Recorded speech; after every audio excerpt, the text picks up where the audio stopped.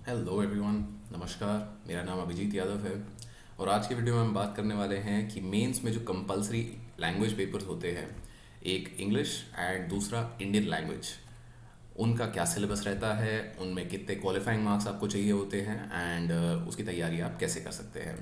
So before we begin, ये मेरे बारे में कुछ बेसिक इन्फॉर्मेशन है। जो लोग मुझसे पहली बार मिल रहे हैं वो यहाँ रुक के इसे देख सकते हैं। तो हम बिगिन करते हैं इंग्लिश से। तो दो पेपर होते हैं ऑब्वियसली। जो आपके लैंग्वेज पेपर्स होते हैं, दो 300 मार्क पेपर्स होते हैं, राइट। पहला पेपर उसमें होता है आपका इंग्लिश का। तो इंग्लिश का जो पेपर होता है उसमें चार टाइप के बेसिक सवाल बनते हैं। ऐसे 100 marks, comprehension of passages 75 marks, precis writing again 75 marks and usages in vocabulary. तो ऐसे बहुत सिंपल एंड स्ट्रेट फॉरवर्ड है कि भाई आपको चार टॉपिक्स दे दिए जाएंगे। उन चार टॉपिक्स में से आपको कोई एक चूज करके उस पर ऐसे लिखना है। एंड ये ऐसे जो होगा करीब आपका 500 से 700 वर्ड्स में होगा। तो मतलब जो मेन ऐसे का पेपर होता है आपका, जिसमें अपने हमें 1000 से 1200 वर्ड्स का ऐसे लिखना होता है, तो ये उससे छोटा रहेगा थोड़ा। दूसरी चीज़ आपका आता है कॉम्प्रिहेंशन ऑफ पैसेजेस। तो कॉम्प्रिहेंशन ऑफ पैसेजेस भी छोड़ो, मतलब पैसेज आता है बस। तो एक पैसेज आपको दे दिया जाएगा, एक पैसेज के आपको फिर 5 क्वेश्चंस पूछे जाएंगे, राइट। एंड वो 5 क्वेश्चंस आपको रिजॉल्व करने हैं ऑन द बेसिस ऑफ ये पैसेज।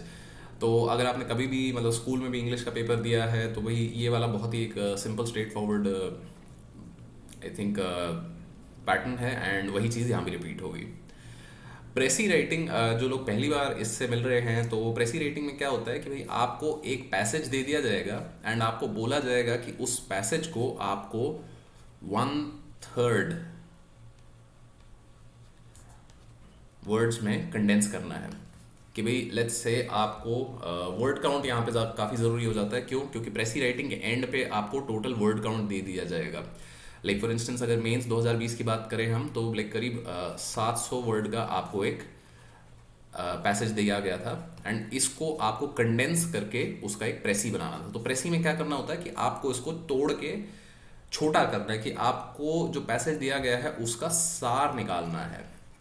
कि भाई क्या आपको समझ आ गया क्या बात हो रही थी, किस चीज़ के बारे में बात हो रही थी, और जो बात हो रही थी उसमें ज़रूरी क्या है, इम्पोर्टेंट क्या है, एंड एक्सप्लेनेशन के लिए एग्जाम्पल्स क्या दिए गए हैं। तो आपको सिर्फ और सिर्फ इम्पोर्टेंट बात को शॉर्ट करके 200 से 250 शब्दों में ये 700 वर्ड वाले प्रेसी का शॉर्ट करना है। So this is प्रेसी।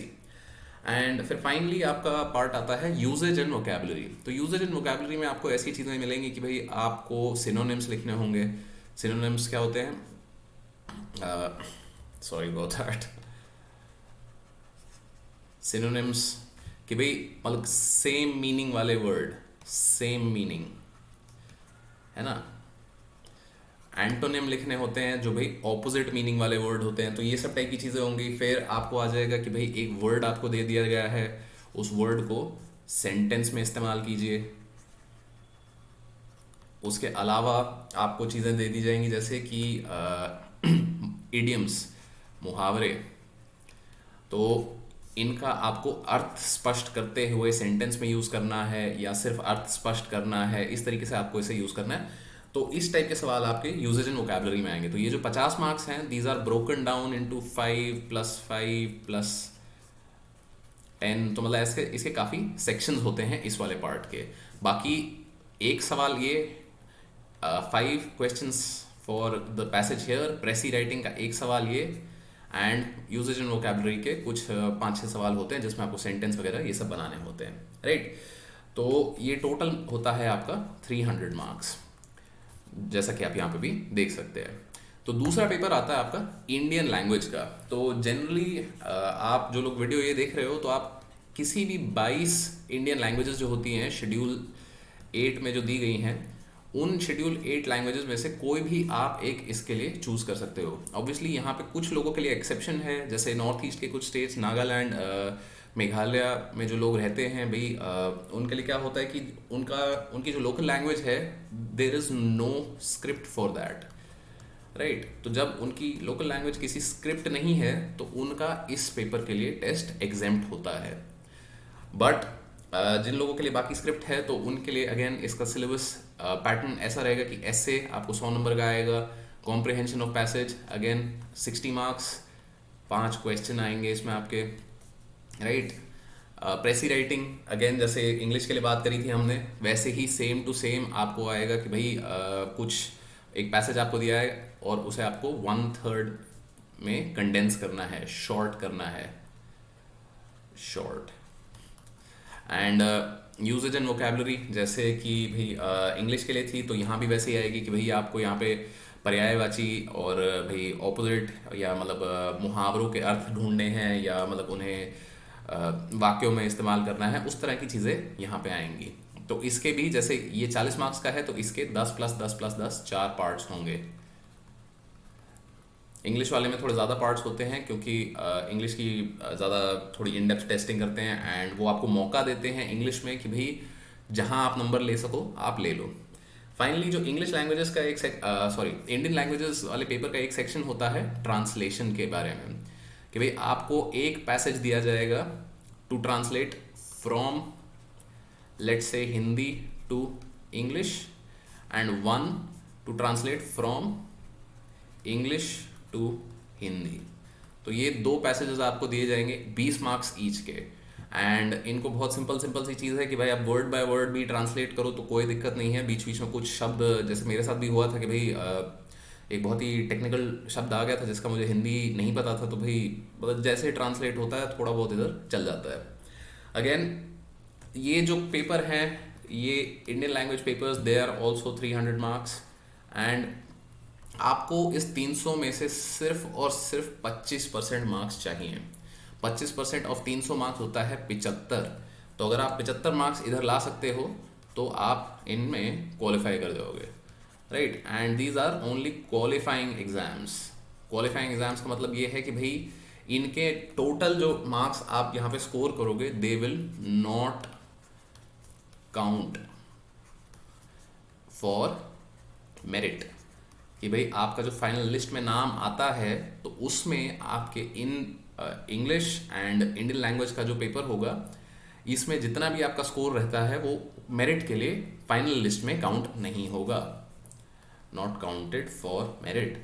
तो आपको सिर्फ और सिर्फ मिनिमम 75 मार्क्स चाहिए।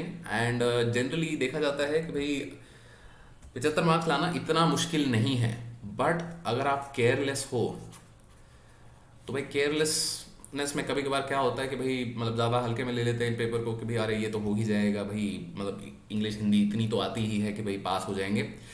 तो वो वाली चीज़ यहाँ नहीं करनी है आपको एटलीस्ट ये करना है कि प्रीवियस ईयर पेपर देख लो, कि भाई प्रीवियस ईयर पेपर का लिंक मैं इस वीडियो के डिस्क्रिप्शन में डाल दूंगा।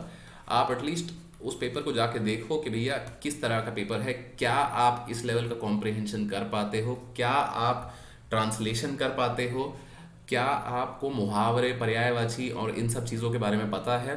So look at the previous year paper and based on that अगर आपको लगता है कि भाई यहाँ पे थोड़ा काम करने की ज़रूरत है, that this area needs work, तो आप क्या कर सकते हो कि भाई